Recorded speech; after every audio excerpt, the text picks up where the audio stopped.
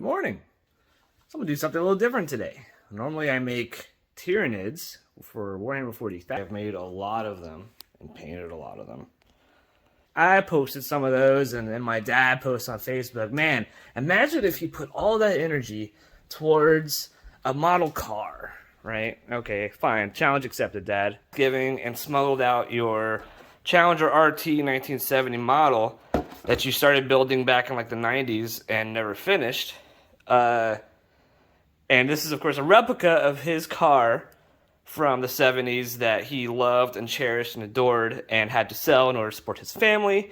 And then it got totaled by the guy who bought it. So it's very close to his heart. Now, of course, he started this a long time ago. And let's see how far he got. Well, he built the engine, which is the most important part for him, I'm sure. The V8 engine. He also put these little strings on there. I think they're supposed to be for the spark plugs. That's cool. I'm going to leave those on there. He's got the Mopar orange, which I'm not sure I could duplicate. But, yeah. So, I'm going to build this and paint it and try to film it as I go. Got all the paint here from my local shop, Your Hobby Place in Fredericksburg. So yeah, first step, I think I'm going to try to finish this engine off because that orange, I mean, it looks cool, but it's very, bland. And like, there's a lot of detail here that doesn't pop. Sorry, my camera is focusing on the wrong thing. So I'm going to try to add some oil to that to make it pop those features a little bit. So we'll start with that. Okay, we've added the Nuln oil, it's called. That's why I called it oil. It's actually just ink. But that gave this a little bit more texture. Add a little bit of weathering to it. Yeah. So, next part is he's already painted some of the red. That is the color of his original car. I don't know if I can match it perfectly as what he had because I didn't have the original paint that he had.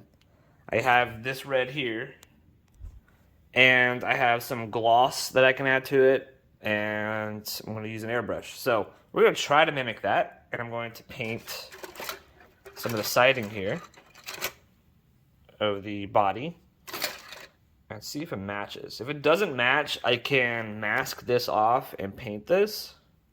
This is probably what I end up doing, but we'll see. Alright, so I've primed it white. The weather outside is awful. So I have this handy dandy paint box hood.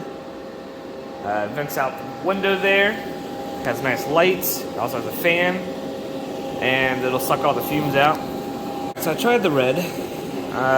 Okay, it's a nice red. And then brought down this.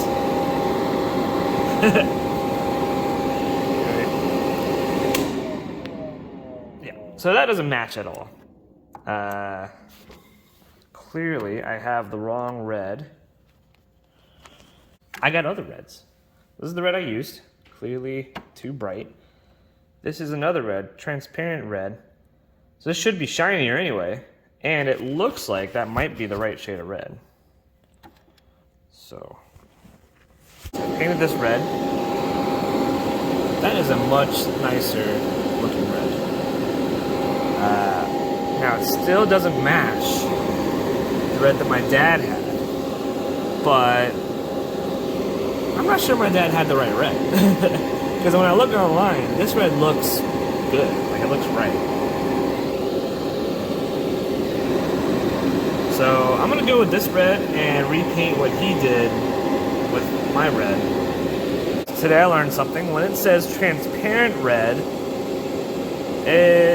I think it's meant to go on top of another red. Because the white is clearly bleeding through, and it makes it look glossy, so that's kind of nice. So, I guess I'm keeping the other red, and just basing it the other red first, and then putting this on top. Sure, we'll see how that looks. So we applied the red as well as the transparent red. I really like it. I think the color looks nice. Now this is the original color. that he had. So it clearly doesn't match, so I'm going to have to paint that. But, I mean, yeah, you can tell the difference. I think the new red looks nicer. And it looks closer to the pictures that I'm seeing of the 1970 Dodge Challenger. So, I can't duplicate the original red. I'm going to have to stick with it and hope it looks good. But it's not shiny. You know what I'm saying? It's not reflective like you would expect a waxed car to look. So I may risk the weather here and go see if I can find a gloss varnish to put on it. And I'll experiment with the bottom of the hood again to see how that looks. Because I really wanted to shine. You know, it should shine, I think. So we'll be back when I finish that. Back from the store, I found a spray after some help from the guys at Hobbytown that will make this look glossy. But they warned me that it has to be completely dry before I do so. So I want to paint all the little bits on here that are supposed to be silver and amber. And before I do that. But then looking at the instructions, of course, after the fact, I realized there's more red that needs to be done. So I now have these pieces here. I need to go back down to the airbrush and put the red on. And then add details of those. And then the red will be done. So then tomorrow I can make it all glossy. Those are really tiny letters. But I managed to get them painted. Whew. Well, that was challenging. Doing all these little silver bits and the amber lights. Red lights in the back. Needs a little touch up. But it's all on there. And that was one of the hardest things I've ever done. So, cool. I just looked at his old photo. The box deceived me a little bit. See, there's like little chrome bits around the wheels. Well, in his old photo, that wasn't there. They were just red. So I'm just going to paint over what I did here. Some wasted effort, but meh. It is time to use the clear, glossy finish. So this is the stuff. It's very toxic, very flammable, all the bad things I should wear gloves for, but I can't find my gloves. So, as Dad always says, improvise and overcome. I've taken some plumber's putty and toothpicks and have this car on stilts and on a turning platform. So I can now cook the whole thing without having to touch it. Alright, I'll be right back.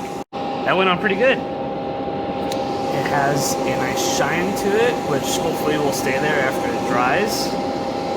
That decal is starting to wear off a little bit, so I'll have to do some correction on that. Other than that had the desired effect, I think. It also, I think, deepened the red a little bit to make it a little bit darker, which is perfect, which is I was hoping would happen because my red was a little too bright. So I'm going to let that dry before doing the hood and this piece and this piece. In the meantime, I have a lot of interior work to do, so I'll go work on that. Next step is the tires. My dad's already painted this stuff, so I just gotta glue them together. This is all the undercarriage stuff and the vinyl roof. So all of this is gonna be black.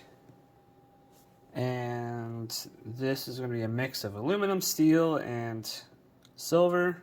And then the shocks are blue. Check it out. Look how it shines. There we go. Yeah, that turned out great. So, I have these tacked down. I'm going to spray them up. And then the exterior will be done. That's all spray painted. Now we can work on the interior. It's got a lot of little pieces. What does that say? Black with white characters. Hold on. Oh, wow. Okay, well, I thought the Challenger letters were going to be small, but you expect me to paint that? Alright. Sure. Gauges in here. Painted. Finally ready for assembly. Got all the pieces painted, put together. Got all this done. Tiny little lettering in there. The engine seated. The windshield on. And the bottom looks pretty cool. Haha, there it is. I've got the hood up because, I mean, you want to be able to see the engine. And I have this removable so you can see the interior. You can also swap it with the back part there. And everything is together. I decided to put one last little detail on. I scanned the decal page so that I get the right size and put it into paint and then made his original license plate, which he had Warrenton Rescue Squad hanging from the bottom as well. And I found a font that looks pretty close. I had to stretch it a little bit and pasted it twice, printed it out, used label paper, cut it out, and voila. Look at that. Looks good. Oh, come on, focus. There we go. Nice. And here it is. All done with a display case and lights.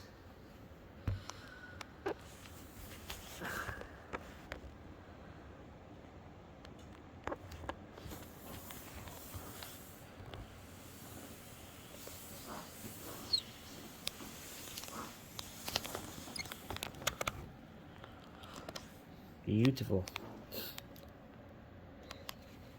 Merry Christmas, Dad.